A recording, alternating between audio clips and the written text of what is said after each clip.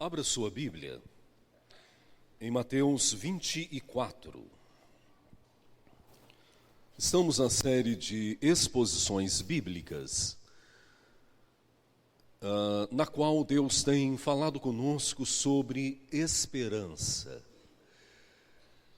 E esperança é essa mola propulsora que nos faz continuar mesmo que as coisas ao nosso redor pareçam cooperar contra o nosso avanço. Esperança é aquilo que te faz olhar além da cortina escura.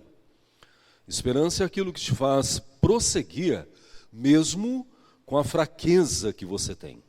Por isso ela é muito fundamental para nós. Porém, ela não é perfeita. E é sobre isso que nós vamos falar hoje. Quando a esperança falha. Então, façamos a leitura alternada de Mateus 24, do versículo 13 ao 35. Mesmo assentados, reverentemente diante da palavra do Senhor, leitura alternada. Naquele mesmo dia, 2 deles estavam de caminho para uma aldeia chamada Emaús, distante de Jerusalém 60 estádios. Lucas 24, perdão. Falei Mateus? Lucas 24. Paulo, você colocou certo aí, né? Valeu. Lucas 24, do 13 ao 35, tá? Vamos começar. Naquele mesmo dia, 2 deles estavam de caminho para uma aldeia chamada Emaús, distante de Jerusalém, 60 estádios. E iam conversando a respeito de todas as coisas sucedidas. Aconteceu que, enquanto conversavam e discutiam, o próprio Jesus se aproximou e ia com eles. Os seus olhos, porém, estavam como que impedidos de o reconhecer. Então lhes perguntou Jesus: que é isso que vos preocupa? E de que ides tratando à medida que caminhais? E eles pararam entristecidos. Um, porém, chamado Cleopas, respondeu dizendo: És o único, porventura, que, tendo estado em Jerusalém, ignoras as ocorrências desses últimos dias? Ele lhes perguntou: quais? E explicaram o que aconteceu a Jesus, o Nazareno, que era varão profeta, poderoso em obras e palavras, diante de Deus e de todo o povo. E como os principais sacerdotes e as nossas autoridades o entregaram para ser condenado à morte e o crucificaram? Ora, nós esperávamos que fosse ele quem havia de redimir a Israel. Mas, depois de tudo isto, é já este o 3º dia desde que tais coisas sucederam. É verdade também que algumas mulheres das que conosco estavam nos surpreenderam, tendo ido de madrugada ao túmulo. E, não achando o corpo de Jesus, voltaram dizendo terem tido uma visão de anjos, os quais afirmam que ele vive. De fato, alguns dos nossos foram ao sepulcro e verificaram a exatidão do que disseram as mulheres, mas não ouviram. Então lhes disse Jesus: ó nécios e tardios de coração para crer em tudo o que os profetas disseram. Porventura, não convinha que o Cristo padecesse e entrasse na sua glória? E, começando por Moisés, discorrendo por todos os profetas, expunha-lhes o que a seu respeito constava em toda a Escritura. Quando se aproximavam da aldeia para onde iam, fez ele menção de passar adiante.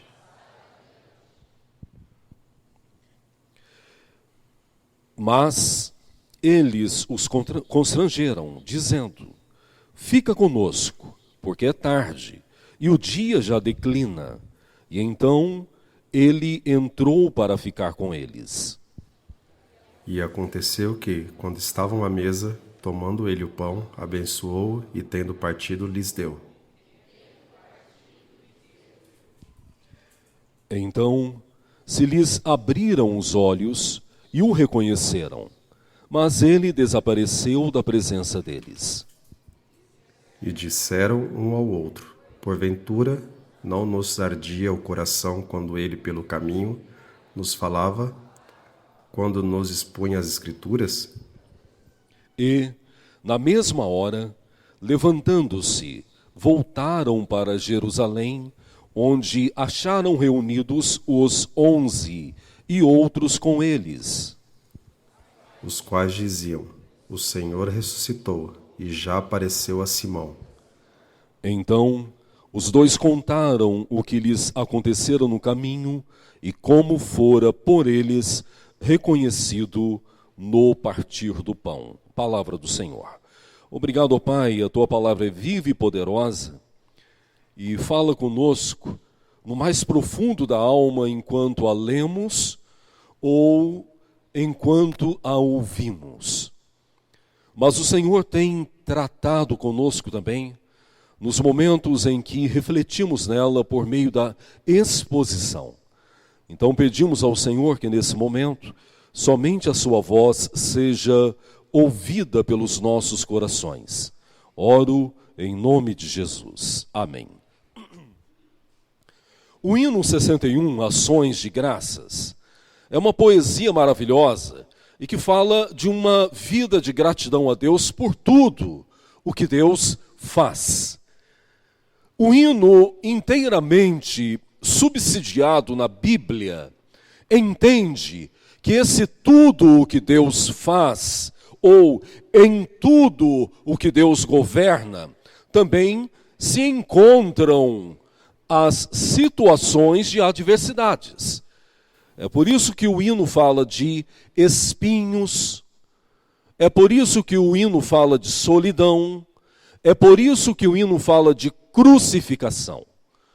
Então o hino é um grande desafio.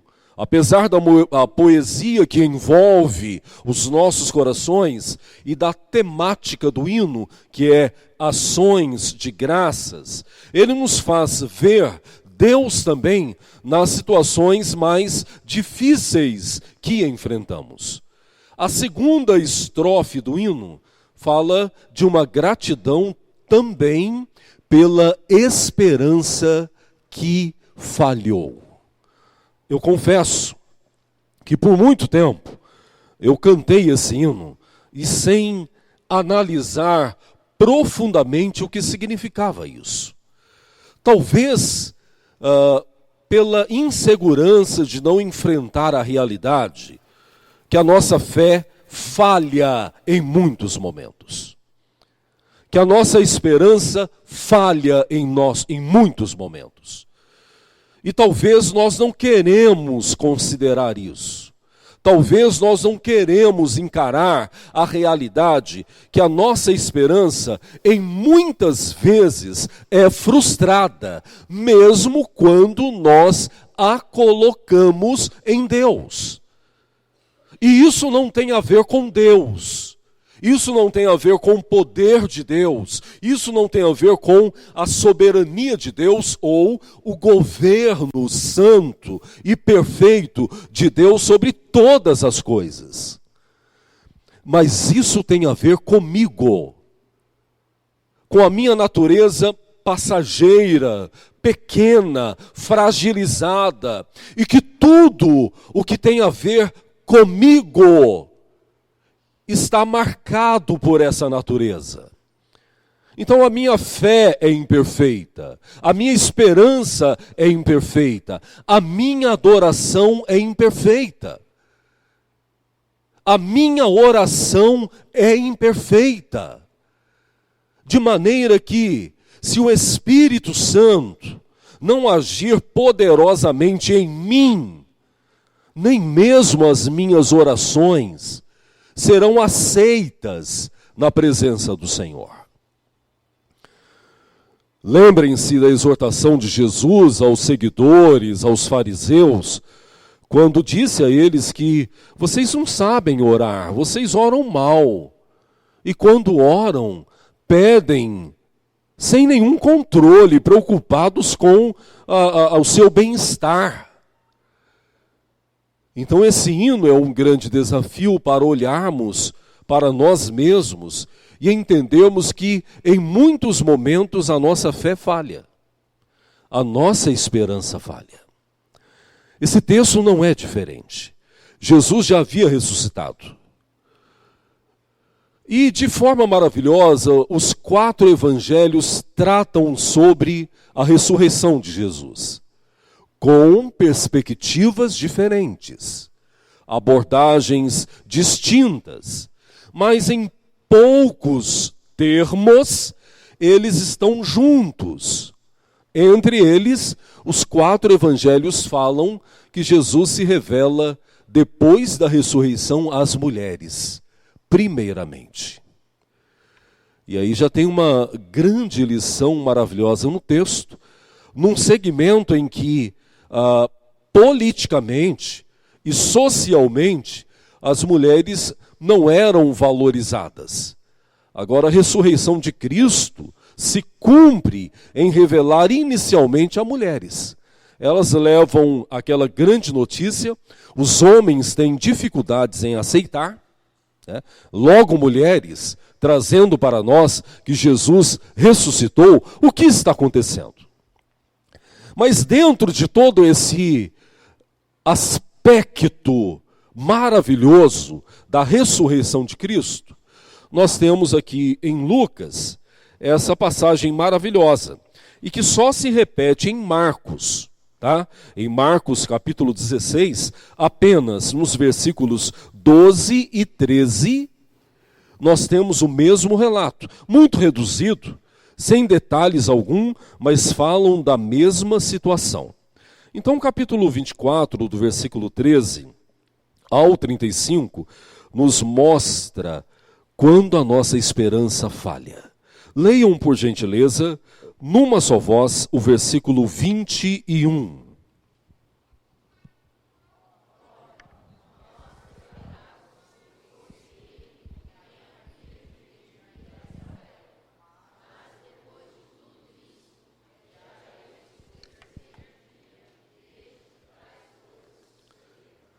Lucas traz detalhes preciosos sobre a natureza humana.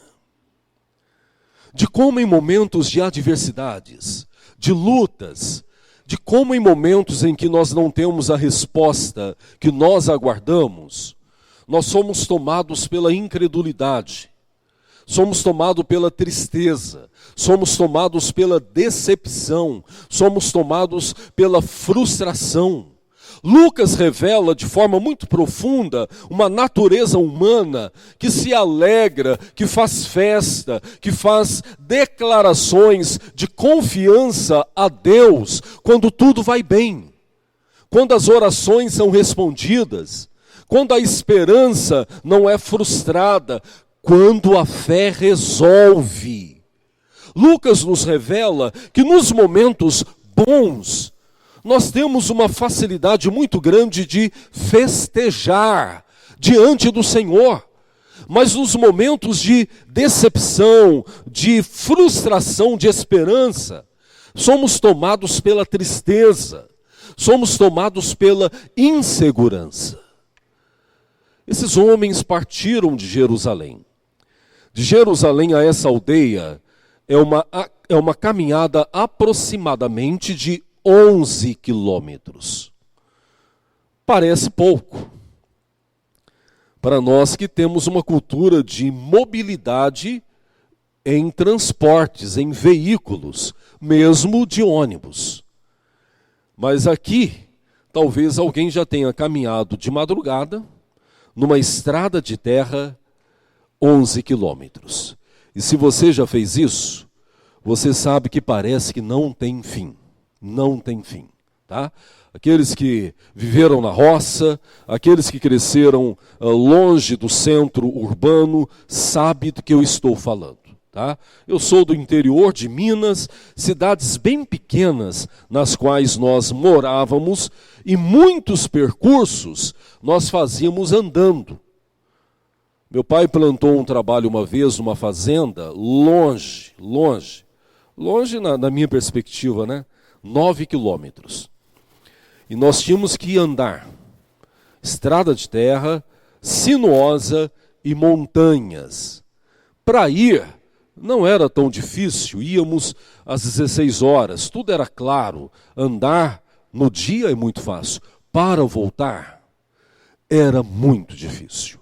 Demorava muito, mas nós voltávamos alegres, porque cultuávamos ao Senhor, voltávamos porque novas vidas foram alcançadas pela graça. Então a motivação sempre foi boa de volta para casa. Então os 9 quilômetros, apesar de desafiadores, eram leves para nós.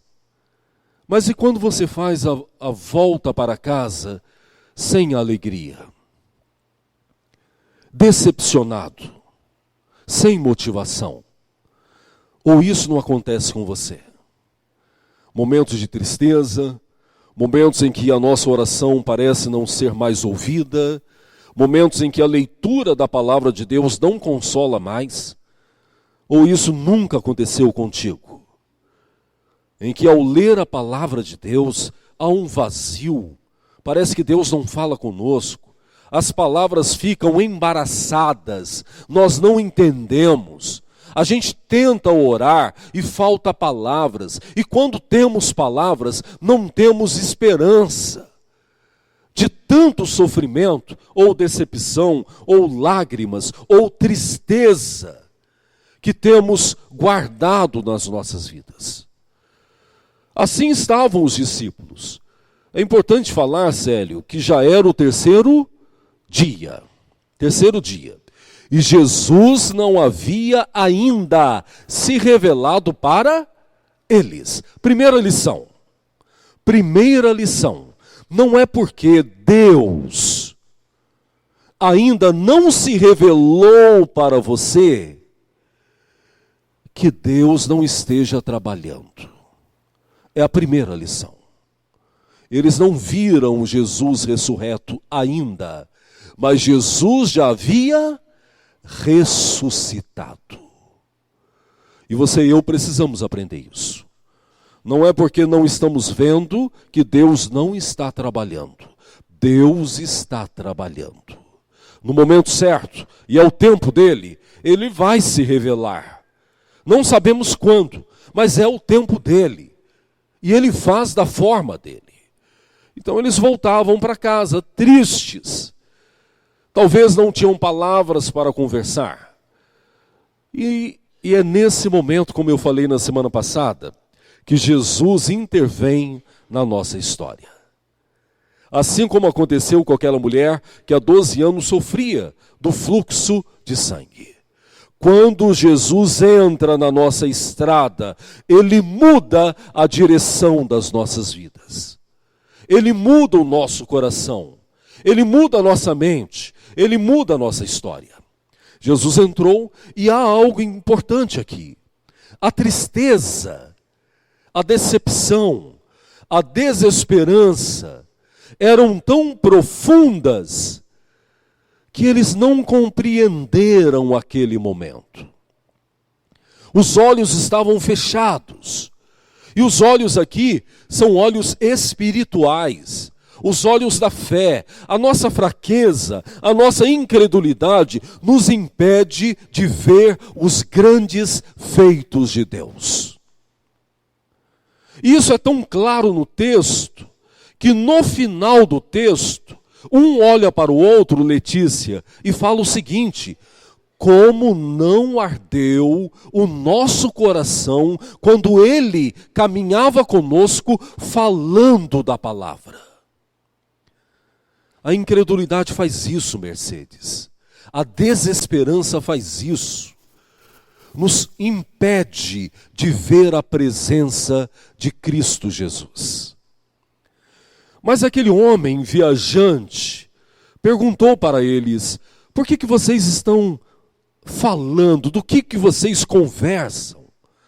E aí, a Laíse, eles pararam entristecidos, cheios de tristeza. E responderam para ele: quem é você, que não sabe da maior notícia dos últimos dias? Mas que notícia é essa? A de Jesus, varão profeta, poderoso em obras, nas palavras, e como ele foi entregue, e mataram ele. E esse é o terceiro dia e nada do cumprimento da promessa. E aí entra o versículo 21, que vocês acabaram de ler. Nós esperávamos que ele fosse quem redimiria o povo de Israel. O original grego para redimir aqui não tem a ver com livramento espiritual. O original grego aqui significa livramento político, tá? Lembrem-se, Israel esperou e espera até hoje um libertador político. É por isso que Jesus, tão humilde, não se encaixou na perspectiva e na expectativa do povo de Israel. Então, eles estão dizendo agora para aquele viajante: nós esperávamos que ele fosse o libertador de Israel. É isso que a desesperança faz. Ela anula tudo aquilo que nós esperávamos. Ela impede que nós olhemos além do horizonte. Ela impede que nós olhemos além dos obstáculos. Ela impede que nós olhemos além das dificuldades. O coração daqueles homens estavam sem esperança. A esperança havia morrido. Nós não esperamos mais, porque esse é o terceiro dia e nada se cumpriu. E nós vivemos isso. Em quantos momentos parece que a promessa de Deus não se cumpre mais em nós? Você olha para a família, olha para os filhos, olha para os seus netos, olha para a sua profissão, enfim, você olha para todos os lados e parece que Deus não caminha mais com você. Parece que Deus não tem mais estado ao nosso lado. Tá, isso não foi algo que aconteceu apenas no Antigo Testamento? Isso não foi algo que aconteceu apenas nos relatos do Novo Testamento? Isso é algo que acontece conosco. E novamente, eu quero dizer, não tem a ver com Deus. Deus continua poderoso, Deus continua bom em todo o tempo, Deus continua rico em misericórdia, Deus continua fazendo infinitamente mais. Isso tem a ver comigo, com a minha falta de fé, com a minha incredulidade, com a minha vida que está baseada somente nas coisas boas, nos momentos bons. Como o hino 61, a minha vida está olhando para as rosas do caminho.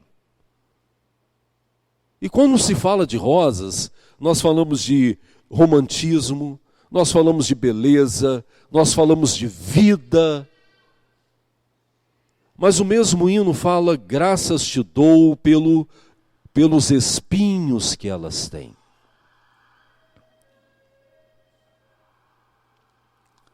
Essa é a grande questão. Nós precisamos aprender a ver Deus também nos espinhos, no sofrimento, na angústia. Nós precisamos aprender a ver Deus na nossa solidão. Esse é o desafio da fé. Fé não é aquilo que nós vemos. Fé não é aquilo que nós festejamos. Fé é aquilo que nós não vemos. E é isso que eu preciso aprender. O final do texto é maravilhoso, porque Jesus fala dele em toda a Escritura Sagrada. Tudo que eles sabiam, lia. Jesus não havia falado nada estranho para eles, tá? Isso volta para nós, Patrícia, mostrando que nós conhecemos a palavra, nós oramos, nós sabemos que Deus é poderoso, mas a nossa fraqueza nos impede, em muitos momentos, em experimentar os grandes feitos de Deus. É isso que revela para nós. Mas aí entra a misericórdia. Quando a esperança falha, Deus age poderosamente. Vejam aí, versículo 28. Jesus fala para eles, olha, eu vou continuar a viagem. Versículo 29. Eles insistiram, tá? A expressão aí é constrangimento. É quando alguém fala para o outro, não, fica mais um pouco. Fica até amanhã. Não é tarde, você vai mais tarde. Então eles insistiram para que Jesus ficasse com eles. Versículo 30, eles estavam à mesa, serviram a ceia, ou a alimentação, e é nesse momento que Jesus partiu o pão. Versículo 31, leiam por favor.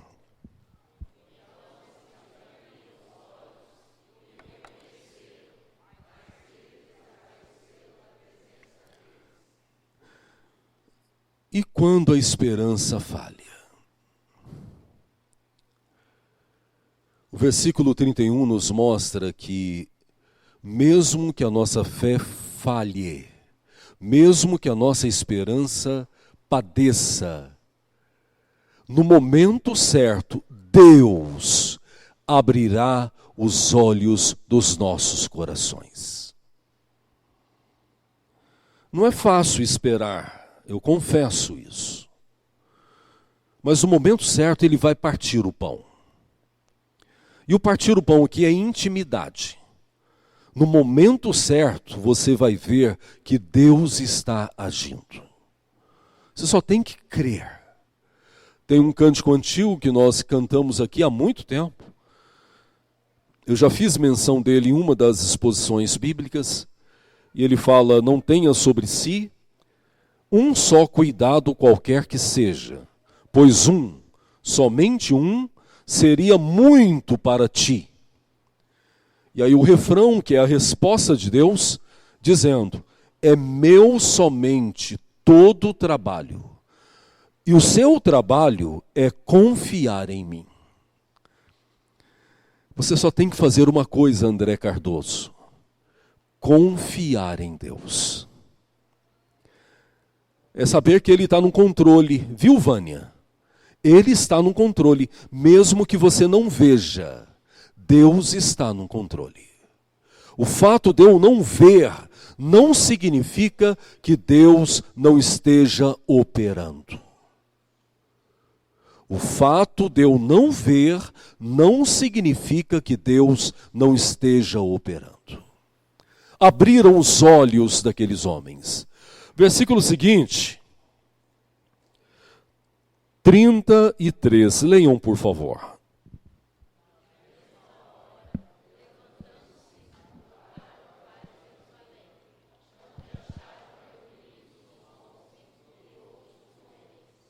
Olha que bênção. Eles voltavam de Jerusalém para a aldeia de Emaús, aproximadamente 11 quilômetros, certamente de madrugada, entristecidos, sem esperança. Aí quando Cristo entra na nossa jornada, Ele muda tudo isso. O texto fala imediatamente. Eles não se aguentaram. Eles fizeram um caminho de volta, mais 11 quilômetros. Mas agora, Débora, sem tristeza, sem decepção, sem desesperança. Talvez você tenha passado por isso já. Quando dá aquela alegria tão grande, que você tem necessidade de contar para os outros. Você fica agitado. Alguém tem que chegar para você e falar: se controle. O que está acontecendo? Daí você fala: você não imagina. Olha o que Deus fez. E foi isso que aconteceu. O texto não fala, não dá detalhes, apesar de Lucas ser tão profundo neles. Mas a ideia é que eles voltam correndo, Regiane, 11 quilômetros.